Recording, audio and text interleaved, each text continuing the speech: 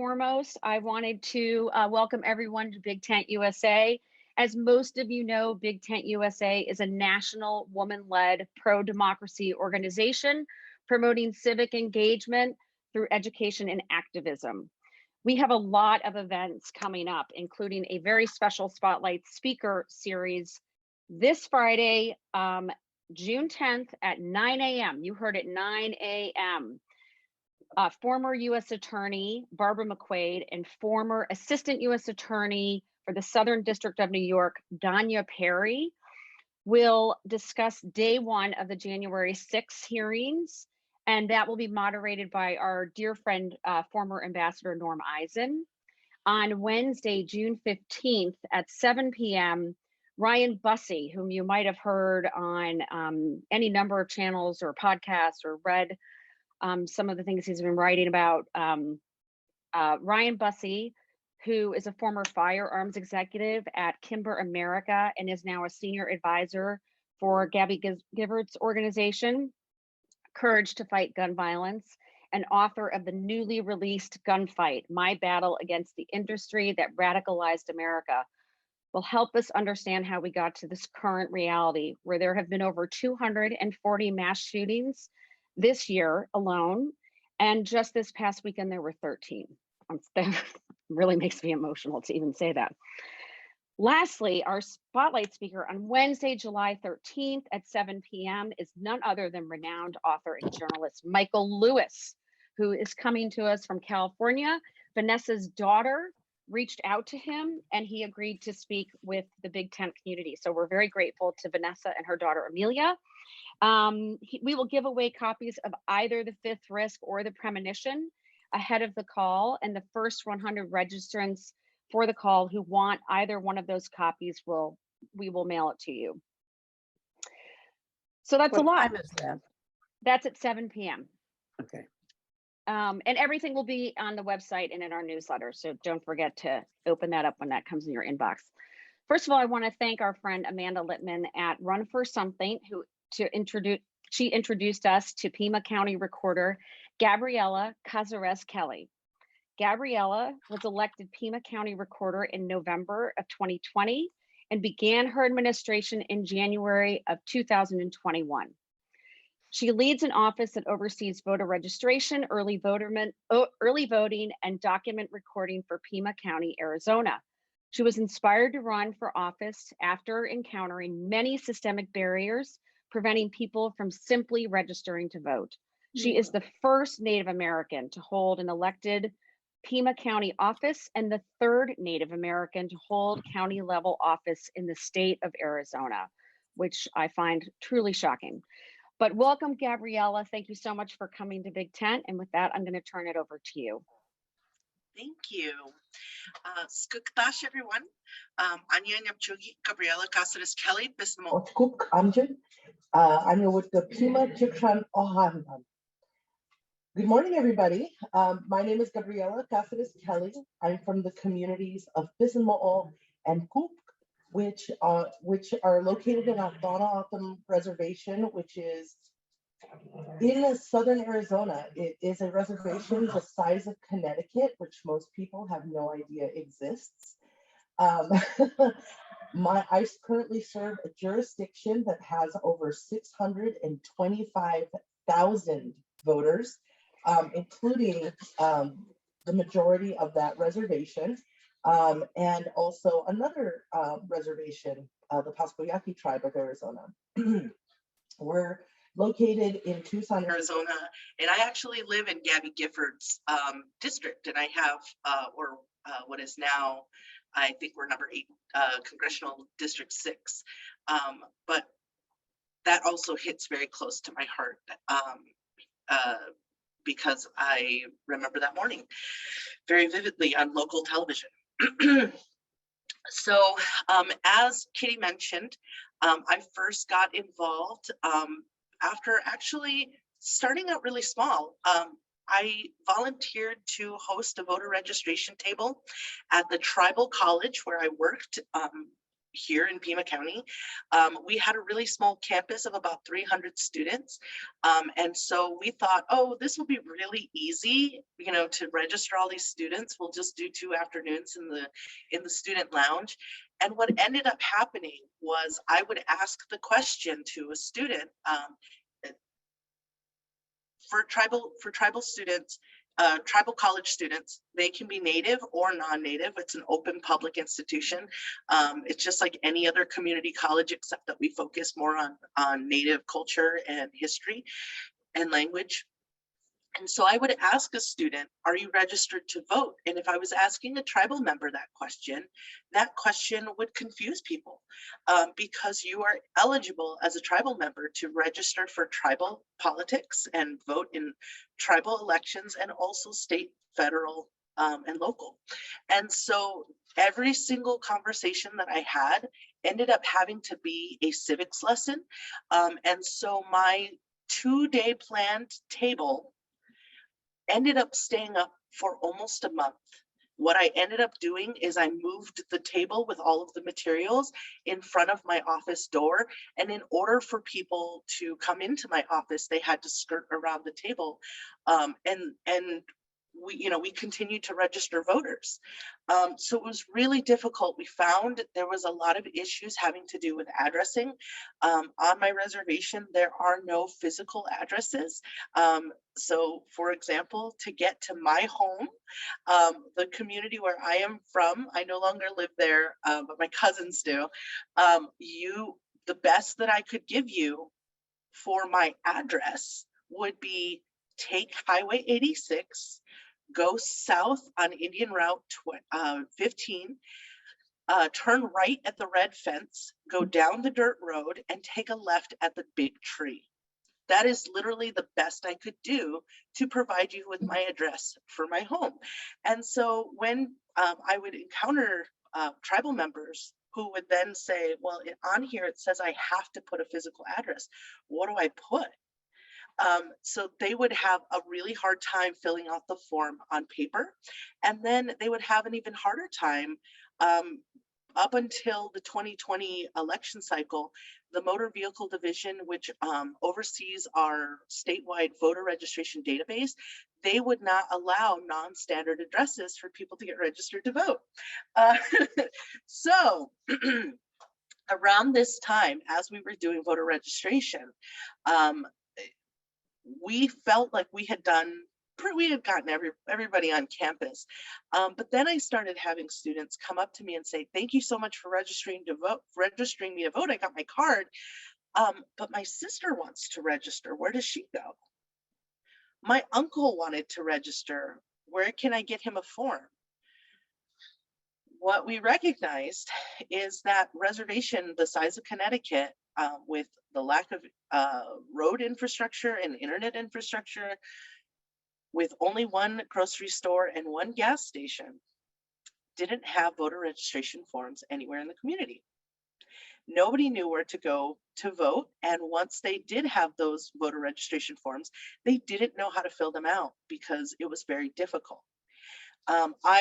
As I stated, I am very proud to be from a community called Bisinamo'o and a community called Coop. That is very understandable in my community. And those are place names, those are village names. And so it's very easy for people to say, well, I physically live in the village of Coop. I physically live in the village of San Simon. I physically live in the village of Cells. And so whatever that is their physical address. But in order for them to know that, we have to have community engagement from people who are knowledgeable about our community to understand that that's what they should put on the form. So my friends and I, we started showing up at places and community events and festivals and feasts and softball games and whatever we could go to, and we would just register folks to vote. My friends and I were also recognizing that as Trump started talking more and more about the xenophobic border wall, which for those of you who are not familiar with Arizona geography, again, my community, the size of Connecticut, we are a community that was crossed by the border. We didn't cross the border crossed us.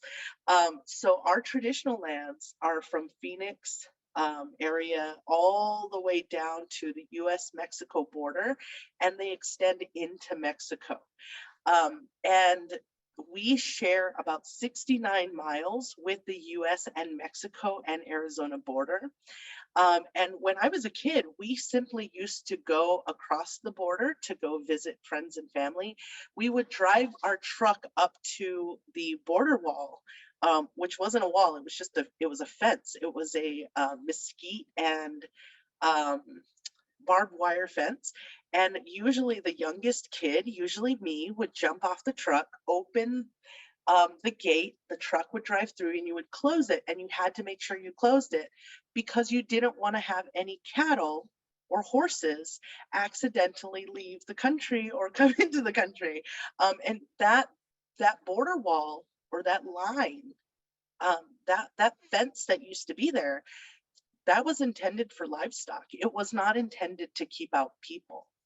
And so as the xenophobic rhetoric started amping up and getting worse and worse, we were starting to see people react really inappropriately and say things like just really ridiculous things online, on Facebook, on Twitter. And, you know, these are natives who are who are tweeting things that are things like, you know, just watch Trump come through. I'm going to get my shotgun and sit at the border wall, see if he'll come through, you know, and that kind of thing.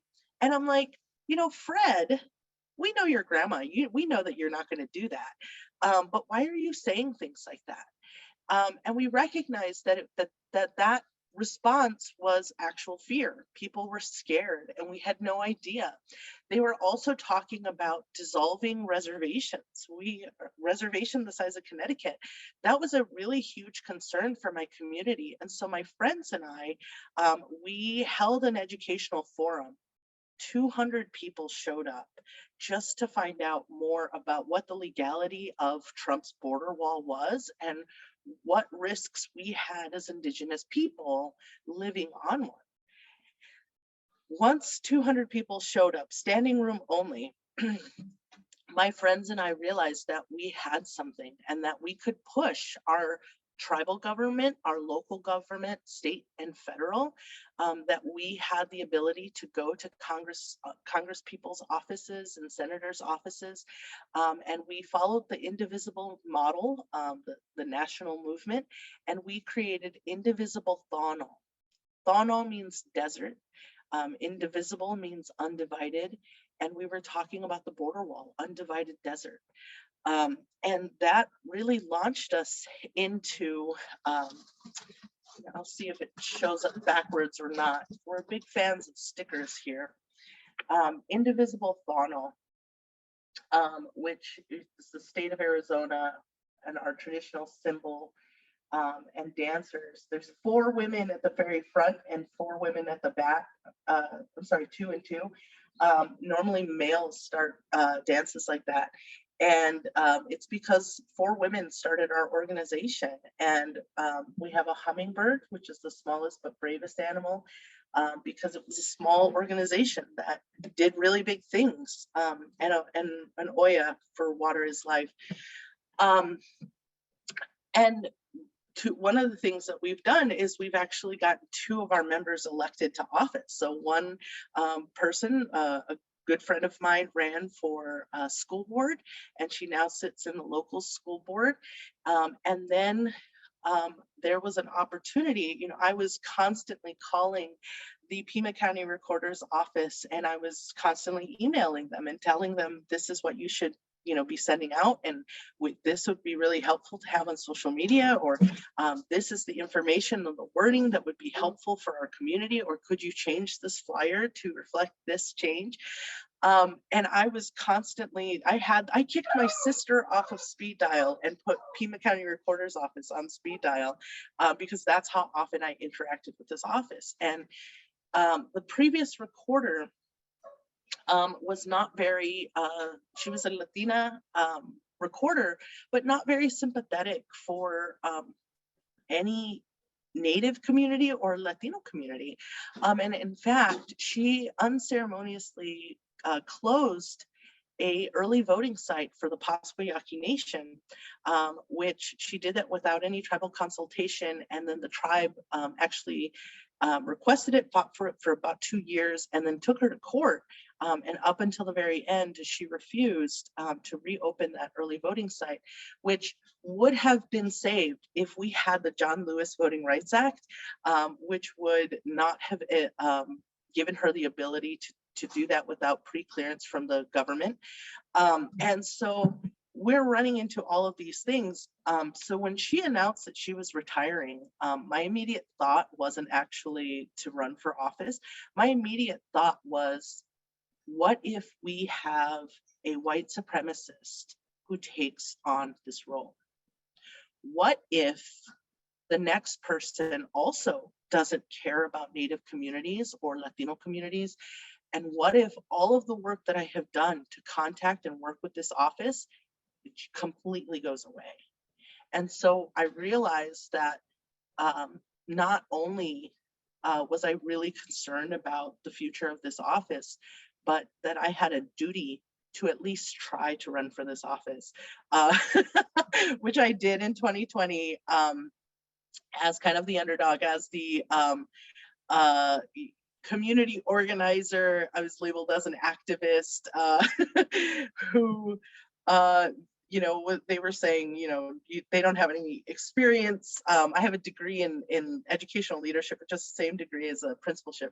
But there was there was a lot of controversy around that. But I talked very boldly about some of these concerns that I was encountering, and the systemic racism and white supremacy that I saw within the office that was legitimately keeping people from being able to have the forms in hand to simply register to vote and participate in our democracy.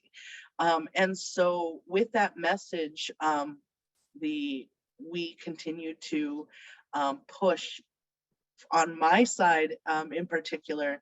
If you go to my Twitter, you will see Indigenous women coming through. You'll see a sticker like this, or a little, sorry, a video. And I faced a lot of discrimination as I ran for office, and I had, you know, made this little video before I knew that I was running. It was actually me just playing with my friends. We were in DC, we were lobbying, and we wore traditional dresses. And you know, the work is really hard. It's really heavy. It can be very disheartening. It can really impact your soul. And so my friends at Indivisible Tono and I, we like to intentionally schedule fun. And so we rented scooters on the DC Mall, and we went zooming around in our traditional clothes. And the whole time that we had been traveling, people are staring at us, because most people say, you know, I've never met a Native American before. I've never met a tribal member before. And they're very curious about us. And so as soon as we left Tucson, and we're in a group, you know, one Native, oh my gosh, but a group of Natives is even more interesting. And so people were staring at us, and to break the tension and just to have some fun, I would walk through and I would say, excuse me, we're VIPs, excuse me, we own this land, excuse me, important Natives coming through. And we would say that over and over and over. So the day that we took the little scooters out, I got on the scooter, I went down the sidewalk, and as I'm coming back up, I realized, oh my gosh, I don't really know how to turn, I don't know how to stop. And I'm feeling shaky, and I'm just, you know, my friend and I were zooming through, and I said, excuse me, Indigenous woman coming through, excuse me, clear the way. And people got off the sidewalk. And so we decided to add this image, and it ended up being one of the most sought after stickers. You can actually, if you make at least $1 donation on my page, well, we'll send you one. But it ended up being more of a mantra and a mentality of Indigenous women coming through. We're going to talk about these issues, whether you like it or not. We're going to talk about it, whether it makes you uncomfortable or not, because these are very, very real issues that are impacting us. One of the other things that I would always talk about is the starting line of when Native Americans got the right to vote. So a lot of times we talk about women's suffrage and we really highlight 1920, especially at the centennial 2020. It's wonderful. It's amazing. I'm a woman, I'm a voter, I'm a voting nerd.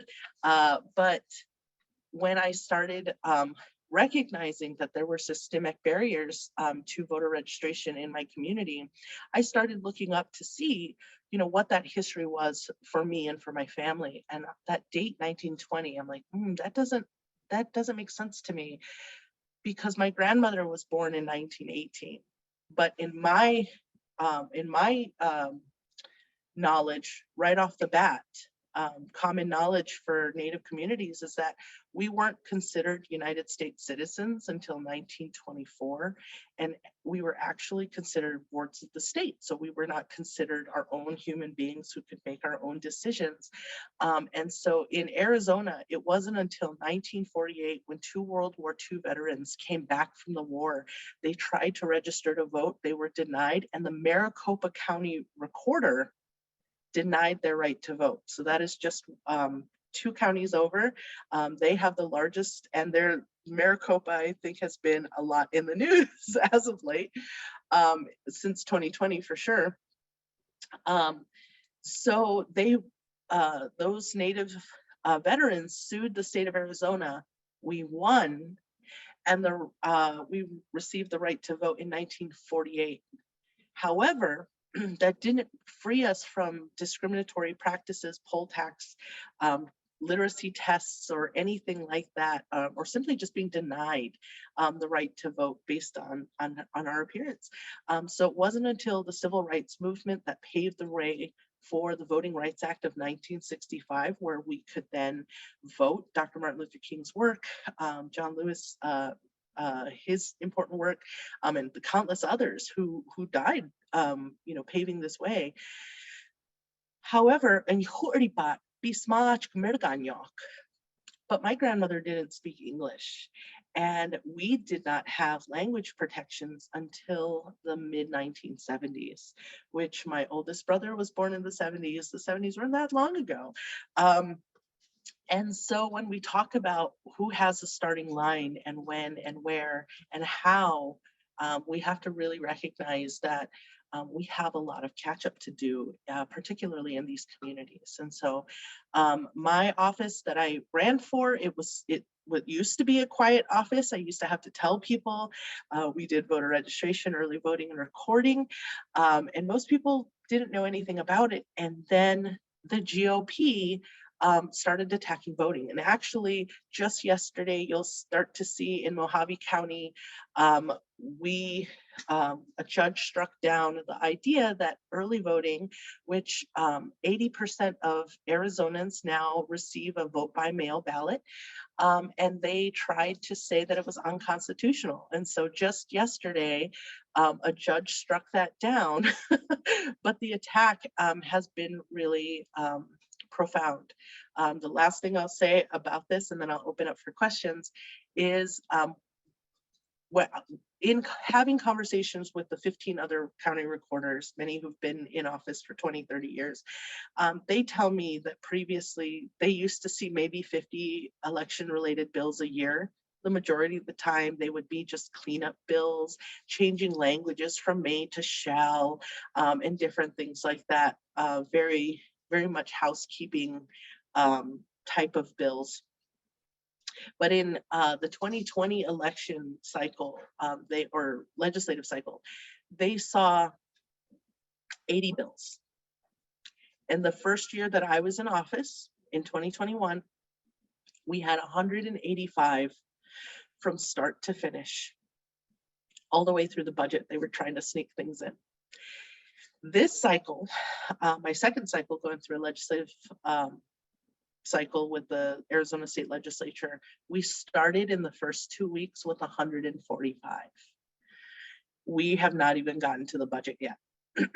And what that means is they're spending the majority of time flooding the legislative offices with this, with legislation that people don't even have time to read. They're overwhelming the system. That's part of the tactic, is to overwhelm the system and make sure that people cannot meaningfully engage and have a real discourse about it.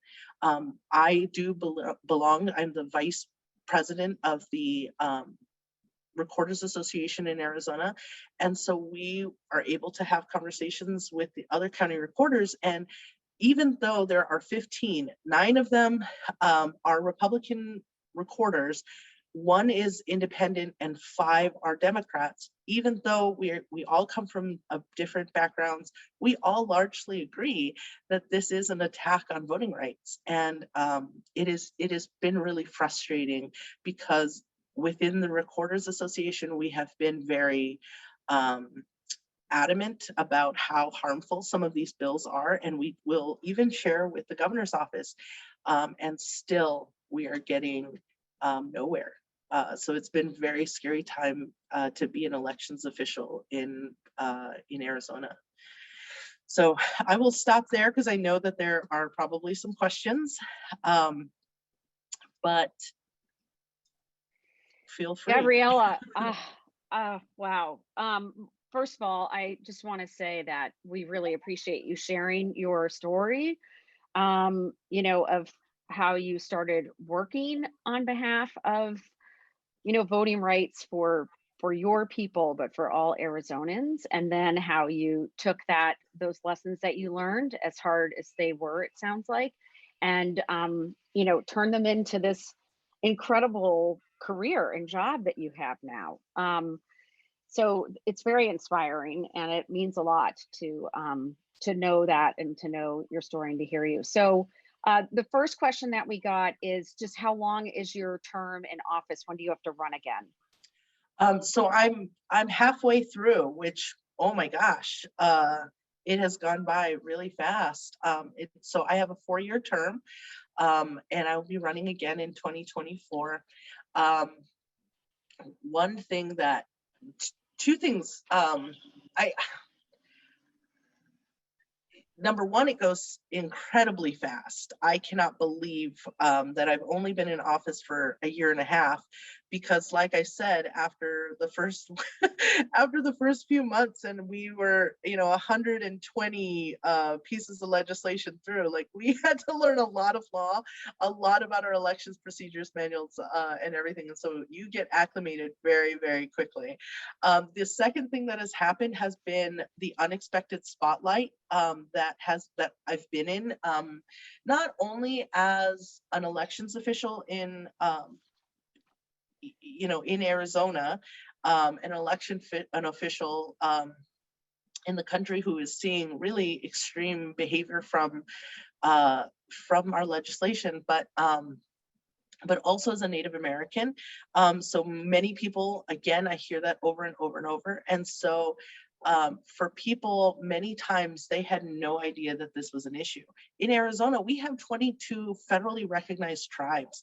And so the fact that I've made history within my county, and that I'm only the 3rd Native American to hold a countywide seat in the state of Arizona, which is the highest, there haven't been anything above this, has meant that we have had a larger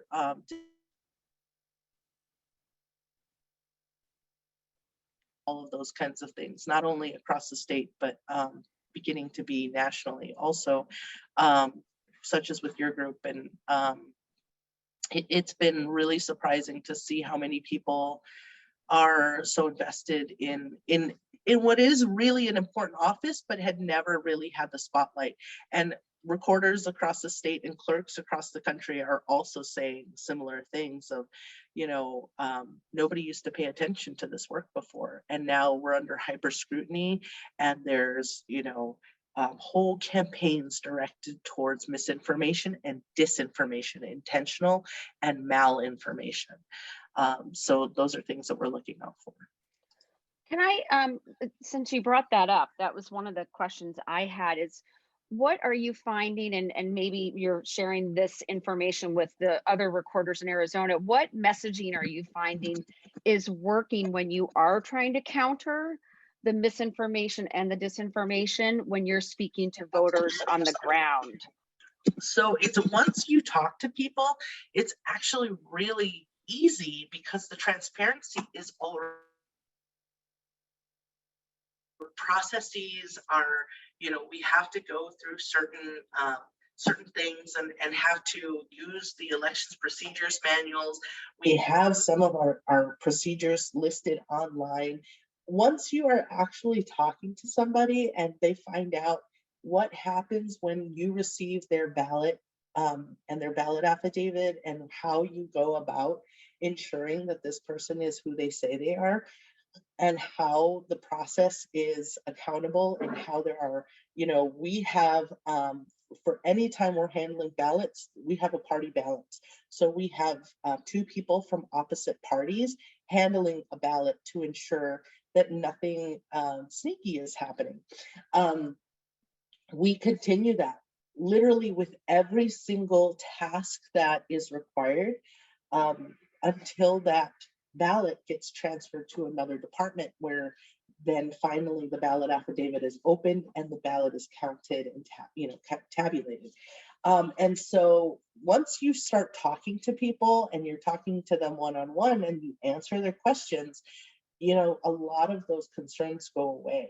But where it is this broad accusations that are being made that are really unfounded, and a lot of it has happened online. A lot of it is happening via email. We'll sometimes get wind of an email that the local GOP has sent out about, we're moving towards vote centers, which is a really huge change for our county. We actually had almost the same number of provisional ballots due to out of precinct voting that Maricopa County had, which is 3 times the voting population as Pima County. And we had the same number of provisional ballots, which is bonkers. And out of precinct, wholly discarding out of precinct ballots went all the way to the Supreme Court. And it was struck down as being, not a violation of law. However, here in Pima County, we were basically disenfranchising people because they would show up to the wrong polling location. Sometimes they would pass 2 others that were closer to their home and go to the one that they were assigned and not be on the list, and be encouraged to go to a second location and that sort of thing. And so what we're doing now is Pima County is moving to vote centers, which the majority of other counties in the state already have done, which would enable anybody to vote at any polling location in the county, which we think will reduce the number of polling locations. And so we were getting so much hate about that effort, but it was really, and really the frustrating thing I kept hearing was that for rural and tribal communities, it was going to be most hurtful. And we kept telling people, like, I'm from those communities. These are my aunties and my cousins and my uncles. Like, I'm telling you that we have protections. We have done special things to ensure that those locations will be just as accessible as they always have been. Only this time, if somebody shows up from the wrong precinct, they'll be able to vote there. So it's actually more beneficial. But sometimes we get a lot of just, people yelling, and they just yell, not in our offices, but usually online. Can you back up a little bit, because you came into office at like such a striking time. I can't even imagine. You win election in November of 2020. That night, in Maricopa County, the claims of a stolen election begin to take hold, right? That night, on election night, if I'm remembering correctly. Well, It had been building, and then Okay.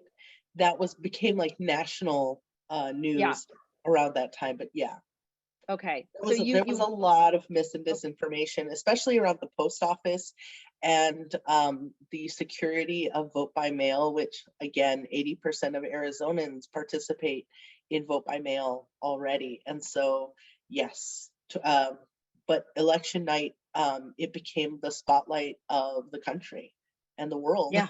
People. And within that very first year, we were dealing with not just the legislation, but also whatever was happening in Maricopa County wasn't isolated to just Maricopa County.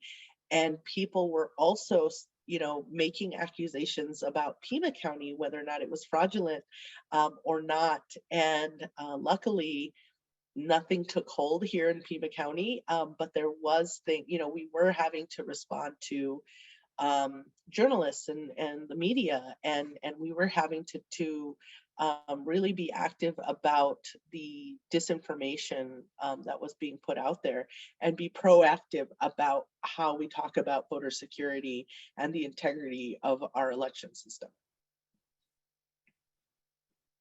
Did you, when you were watching the whole like election fraud, who's the Senate President, Karen Fan, what's her name? Yeah. Sorry. I'm sorry, that's a terrible look I have on my face. I know. So how did that play out in your office? Were people trying to get, Pima County to hold a audit? I'm using that word very loosely. There's a candidate who is running for for Secretary of State. His name is Mark Fincham.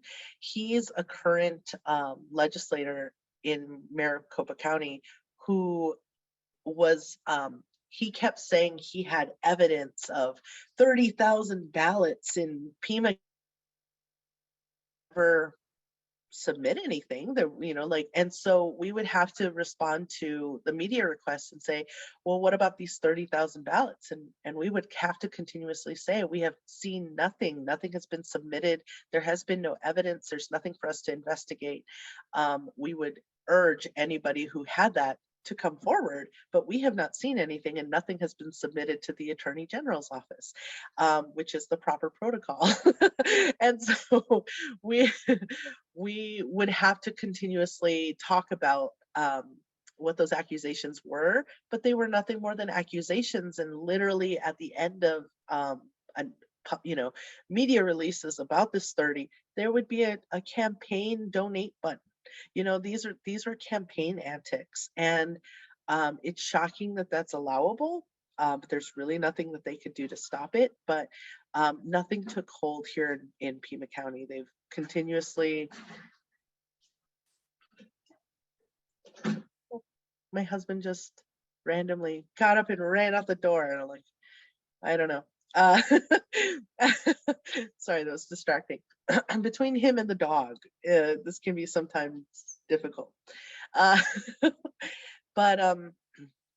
none of that has taken hold here, but it has created a lot of spotlight on our office. And then sometimes the impact that we see most often, and I really think about my staff. My staff receives terrible phone calls from conspiracy theorists talking about how fraudulent our system is.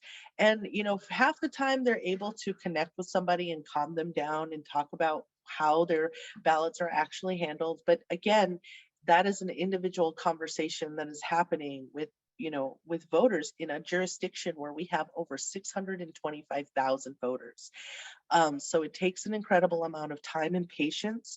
And we've also had a real upswing in racist language that is being used on phone calls to our staff. If our staff even has the slightest hint of an accent and the person suspects that the person is a person of color, often that will be an issue. And we've had to have additional guidance and training and support for my staff who are answering the calls.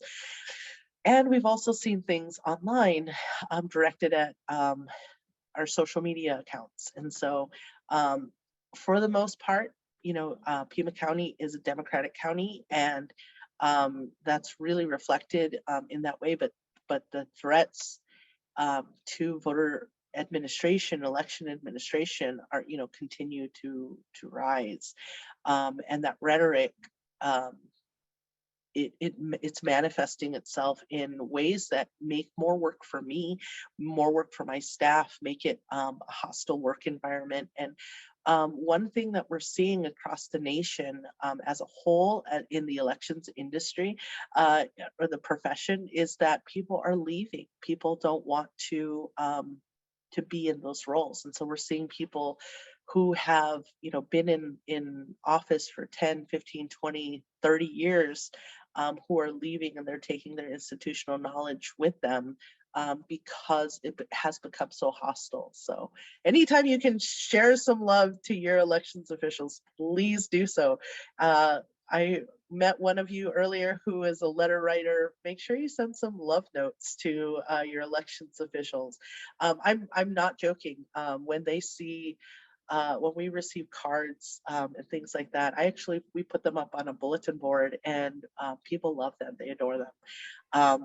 And it has been an exhausting time frame for those who have been through, especially the 2020 elections. I have staff who I would say are still not rested up since the 2020 election, and now we're heading into 2022 with 2024 looming in the horizon. So that is a lot to process, and I'm sorry you're going through that and your staff's going through it. It's horrendous. It's unacceptable. So how do you prepare given the raft of horrible legislation? And when we talked on Friday as prep call, you were saying that some of these bills are conflicting, they don't make any sense, they're poorly written, like you name it, like the garbage in this legislation is just pervasive. So how do you, as a recorder, as an election official, prepare for the midterms when you actually don't know what the state of play will be? What do you do, Gabriella? How do you get ahead of that? First of all, taking on this office, the previous recorder had been in office for 28 years. She digitized some of the process, meaning, she was very on the cutting edge of technology when it was first introduced in the 90s and, as it was popularized. And so a lot of the documents on our website and things like that, they're not very accessible. We got them up there, they're on there, they're there. But so one of the things that we've been doing, number one, has been an overhaul of every single document, every public facing piece of text that we have, and we have been working to make it more accessible. When I say more accessible, what I'm really talking about is the ease of use for the voter. We tend to talk in legalese, we tend to talk in legal language and use legal terms that people, everyday voters, don't understand. We are in a bubble of voting nerds. You are voting nerds who are on a Zoom call at noon. I'm here it's 9:45 in Tucson, but we all care so much more and we're paying attention so much more. But for your average voter, voting is a very short time period. It is not year round like it is for someone like me. So we have to make sure that language is accessible and that people can understand it, because when they understand it and they're comfortable with it, they feel secure. When they don't understand it, they don't see the process, they don't know what happens to their ballot, they feel like it's been put into a void, and they aren't even sure if their vote counted. They feel disenfranchised, they feel angry, and they feel like their vote didn't matter. So why do I go out again? Or why? And you see that decline. And so part of what we have done in my office is to try to make things more accessible, easier to understand, and be proactive about explaining processes and explaining the rationale behind some of the decisions, such as, needing to be registered 29 days before early voting. And that's because 28 days we send out the ballots. And different things like that. And so making sure that we are sharing that across multiple mediums. So not just press releases, not just media releases to the newspapers, but also on social media and on our website, and finding easier ways to connect with the 625,000 voters. I think there's also been a mentality of like, in the previous administration, that, oh, voters are dumb. They don't know what they're doing. They always ask us these questions. They're not listening. They don't understand. 625,000, there's no way that you can put out one press release that 625,000 people are going to read. And every single day, we are adding more and more people and cleaning up our voter rolls. So explaining how that process works to people, and just being available to unpack that and address their concerns, and talk about the policies and procedures that we have and how they're tied into our statewide legislation, the ARS laws, and also the elections procedures manual. All of that we are doing, this public facing campaign has been to be it has been to ensure that people feel safe and secure when voting, and that they know the process and they feel confident in the system. It seems like something everyone should be doing. Everyone in elections should be doing, but it's so smart. It's so great. Is there a chance, I just want to, before I finish the questions, is there a chance that the initiative that will be on the ballot in Arizona, will that help sort of secure and open up? No, okay. No, because that is there's a piece. Oh, okay, because there's a piece in the Brennan Center, and Vanessa will put it in the chat. that was okay. Yeah, it's a ballot initiative that might, sort of strengthen voting access. I don't know. Has that made it to the? Maybe it's not. There were, and I'm sorry for that. If the Brennan Center is not involved, then no. So there was another in a statewide initiative that was going through that I was most concerned about, that it was called I can't recall the name of it, because we don't see it until, we see a lot of what ifs, but we don't see the final thing until our office actually has to certify those signatures. And so there was one that had to do with voting, that it was about securing the elections process or something like that. And it's a bad initiative. It's awful. And it would bar so much, and it would eliminate things like early voting.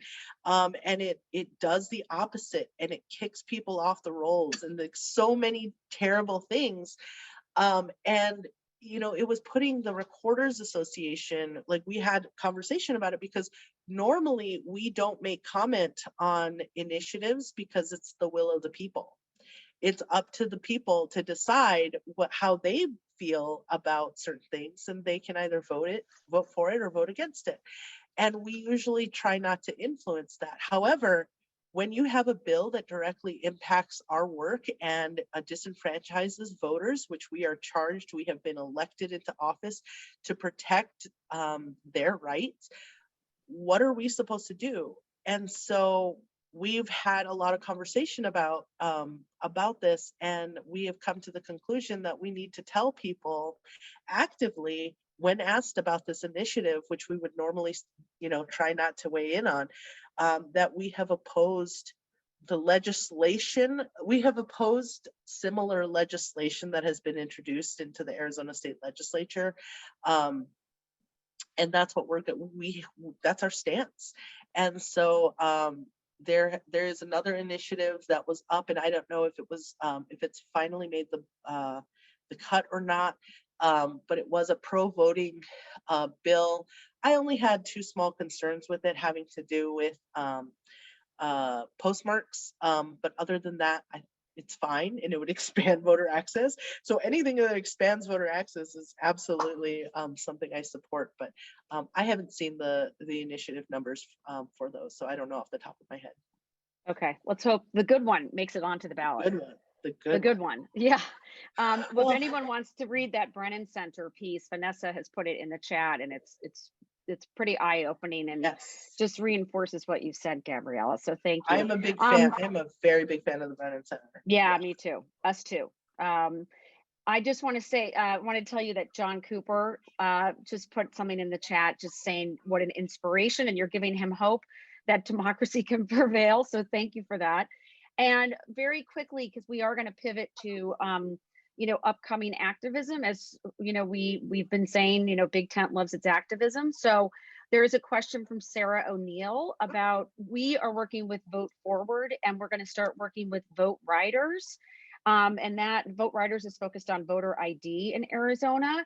So our next Tent Talk is going to feature that, as well as our Vote Forward letters. But Sarah wants to know if there are any other orgs, or like if there's a way to donate to an Arizona organization that's working in this space. Any thoughts you have would be, most appreciated. Yeah. No, I think that's really wonderful.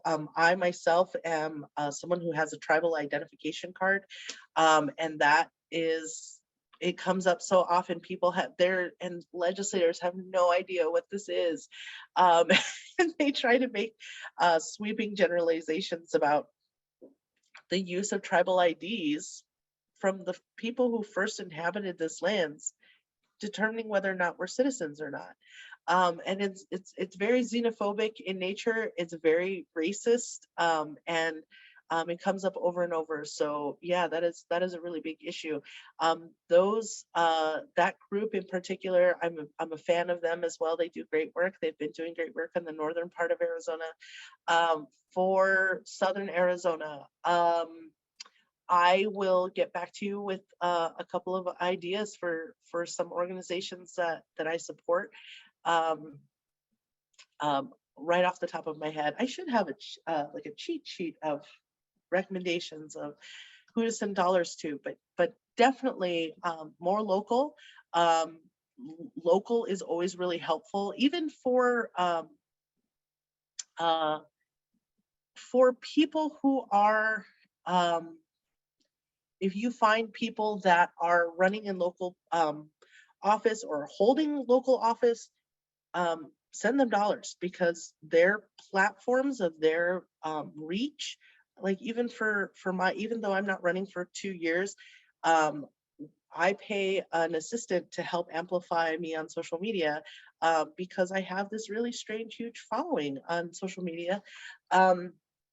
And it's really difficult to do both. And so people find trusted individuals, and even doesn't always have to be a local politician, but also just those influencers are really important within the community, especially people who have access to niche groups of people, such